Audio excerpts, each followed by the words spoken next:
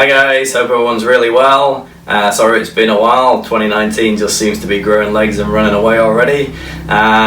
Just coming at you with a bit of an update and let you know what's going to be going on this year. As you can see from the last video, I've moved the setup around a little bit, trying to get some better natural light in here. I've got a new microphone and I've been having a little bit of play with some very simple video editing. So the goal for this year is to bring you some crisper, better structured reviews, hopefully a little bit less waffling from me and a bit more focused and a bit shorter and a bit focused on the boards. There are some new boards going to be in the pipeline, but not as many, so I'm actually going to go back and redo some of the old reviews based on a bit more of a long-term test and a bit more riding, and combine those board and the way it rides reviews together. And that's going to be after I've spent a decent bit of time on each board. So that's kind of my goal for the year. As you know, I'm not sponsored, and I'm just doing this for the love of it. And I've already spent masses of my own money on buying boards, which I've kind of done for many years now, on and off. So I'm always buying and selling and trying different things, trying to find the magic stick, which the magic stick would probably be better waves and a better lump of meat on it, i.e. me. But yeah, that's all good. So yes, the one board that is coming this year is the Mason. I've got that in progress with Tommy Dalton up in Gizzy at the boardroom, and it's probably going to be the first one out of New Zealand, I would say. I know he was getting back to me when he had the file, so I've put the order in, and yeah, quite looking forward to that. It's going to be an interesting board, and I'm looking forward to doing that one and doing a review and getting it. So yeah, that's the goal for this year. So whilst I'm here, I thought I'd wrap this up into a bit of a favourite picks for 2018 as well. So my favourite boards from last year, and kind of wrap it up into this is what I'd look at as a board, as a free quiver, short board quiver, if I was buying a brand new quiver from scratch and I already knew what I knew about the boards I've got, if that makes any sense. So yeah, so I'll get into a little bit of that. So basically we'll go from the grovelly end upwards, and probably I haven't got any of my longboards out because it's a bit shorter in this room. So what I'm going to say is the longboard that's blown me away last year was definitely the Firewire Gem. That's really fast, highly manoeuvrable, all-round wave performer. I've ridden it in like 1 foot to well overhead, and it just handles everything. It's a dream to ride. It's nice and fast. It's got lots of drive. It holds well. It turns well,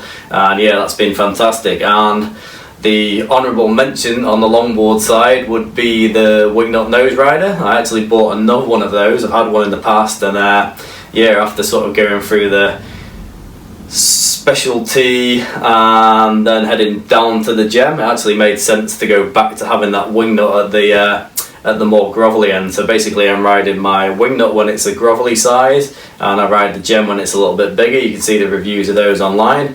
And then into the short boards, we've got this little beastie here. This has been an absolute standout since I've got it. This is the Lost Beanbag.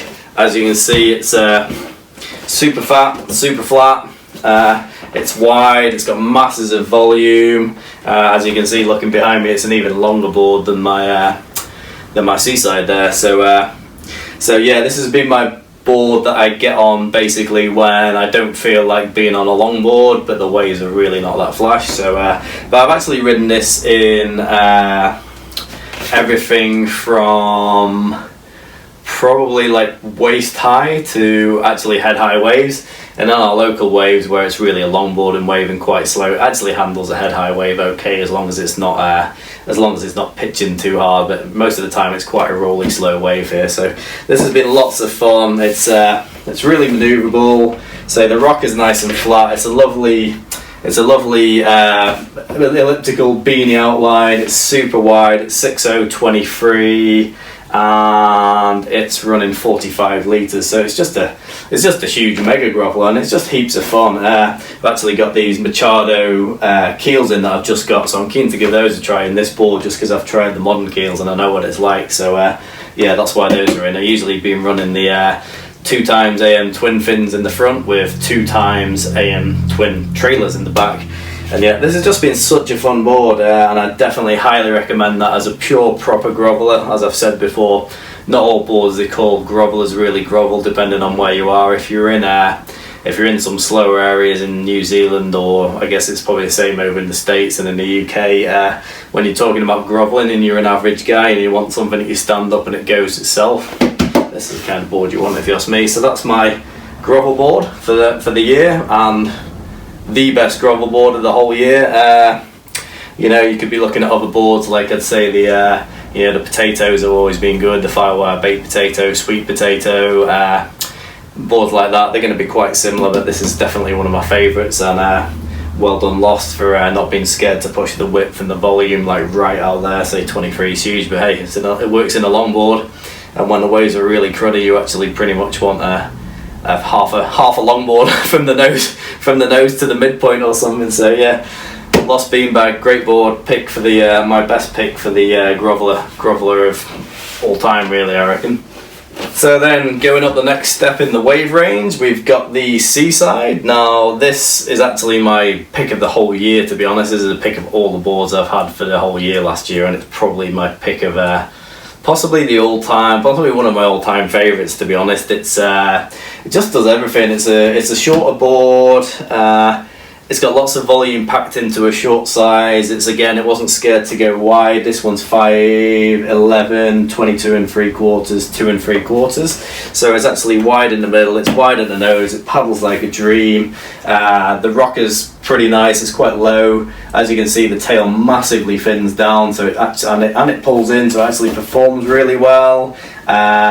It's a dedicated quad, and as you know, I love quads, so I've just been running these split keels. I did run the Machado Seaside quads originally, but I like the grip and extra drive that these split keels have, been a little bit heavier.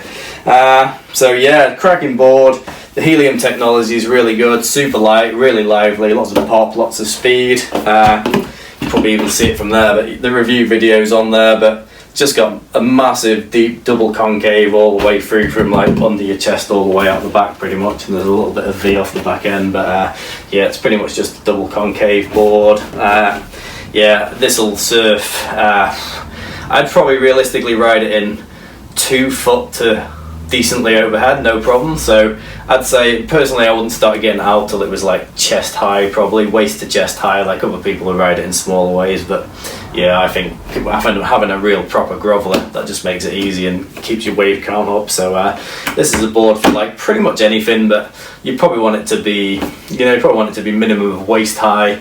Ideally I'd say chest high to a bit overhead would be the ideal wave range, but you could ride it almost as a one board, short board Quiver really, if you're not riding really heavy waves.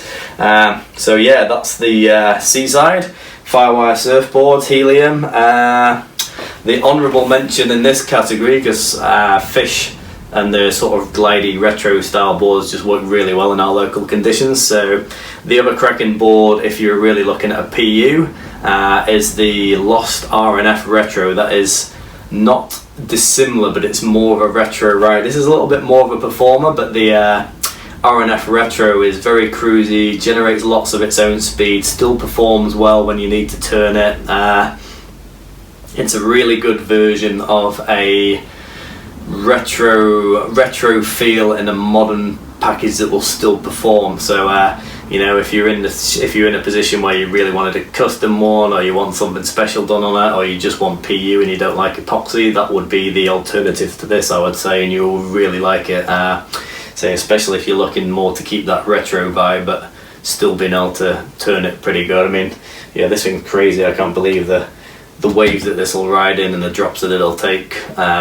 You know, it's sort of, for the shape and the size and the length, it kind of it's funny, it's a fish, but it's kind of a bit of a, if you love this kind of board and this style of board and the fishy type of riding, it's almost a Quiver killer. I mean, a lot of guys will still want more of a performance board. It's still got the fish vibe. It's by no means a performance board, but it's a very high performing fish. So okay, so then we're into the larger end of the wave range, and we are talking about the Lost Quiver killer. Now, I do like Lost boards, so I'm pretty partial to Lost boards. This is a great board. It's from the domesticated range, so it's actually designed for people like me and people that are average surfers and recreational surfers and not getting out all the time and not getting quality waves. This board's designed with a fairly mellow rocker. It's not too excessive. It's not really shortboardy and not over excessive, but the volume distribution, having the rounded pintail and the nose being pulled in a little bit, and the general shape and how well it fins out in the nose and tail, this is going to be a really reliable board for you for if you're going on road trips or somewhere a little bit better. And I'd probably ride this from chest to well overhead, like chest to probably as big as I would want to surf in anyway. So and this one's 6'4", so it's 6'4", 21 and a quarter, and it's 2 7/8. And I say this is actually a slightly, we upped this in the thickness, so this is actually carrying a couple of litres more than the stock. The stock one's like a 40 litres, I think, 39.5, and this one ended up running 42.8. So yeah, you can see the review of that on there as well. The concaves are reasonably supple. It's a 5 fin. There's enough width in the tail that it'll still ride not great waves, but it'll also go in really quite good waves. And it's smooth, it's dependable, it's got grip. You've got this round tail, and it's got a nice sharp rail at the back, and it fins down nicely. It's going to give you good hold, and it's going to give you predictability. If you want a board that's going to be a little bit more whippy turning wise, and you're maybe not looking quite as high in the wave range height, the Rocket Wide is a really, really good board as well. Like, the Rocket Wide's definitely a standout from last year too. Say if you were going to be riding a slightly smaller wave, a Rocket Wide in the right size for you is going to be a really good performing board as well. So that's what I call that. If you go down in the volume range, mine's quite high volume, but if we went down in the volume range, it's kind of it's almost like a high performance groveler, I would call it. It's not it's not really a grovelly board, I don't reckon. And then the other option which I've actually got, which has actually fallen into this year, is the Psycho Killer. So the Psycho Killer's just been designed to give it a little bit more low end and a little bit more release and a little bit less hold. So if you're looking at the Quiver Killer, you're probably going to be looking at the Psycho Killer anyway. But in this freeboard Quiver lineup that I'm sort of basing this episode around, it would be groveling, and then the Seaside's going to do everything, and then this is for when you want to ride a short board or shorter hybrid style board, and the waves are actually quite good. So this rides great as a thruster or a quad. Got the 5 fin plugs in there. It's a very dependable board if you just want surety and you were going on a trip somewhere and you're gonna come across some better waves than what you usually would if your home break's pretty weak. So yeah, that's the Quiver Killer. So that's pretty much it for this episode. As I say, we'll probably see that Mason in the next 8 weeks or so, but the plan is to redo some other reviews. Hopefully the sound and the image quality and everything else is actually a little bit better for you, so give me some feedback if you can on that. And yeah, like I say, we'll probably still do some more features, might redo or go over some more board shape. And we've done the episodes on rocker and board shape and tail design and stuff, so, and fins quite a lot, so might freshen some of those up as well, or approach that again. But yeah, please like and subscribe if you like what you see, and yeah, go and have a look at some of the old videos. There's some really interesting stuff in there. Well, I hope so anyway. Not everyone's interested in fins and board design quite as much as hype on new board models, but I'd suggest you have a look in there if you're not super up on fins and stuff, and you just fancy a bit of knowledge, because it really might improve what you ride and how you ride and how it feels. There's definitely a lot to board science and fins, and I'm no expert, but I've played around with quite a lot of stuff, so you might find some stuff in there that's interesting. There's a guide that tells you all about the differences between, or the given differences between a single fin and a twin fin and a quad and a thruster, and how to tune your fins by looking at the surface area and the rake and the base and the features of the fin. So yeah, hopefully you like some of those videos, so go and have a dig through what else is in there, because there's some good stuff in there, I think. I like to hope so.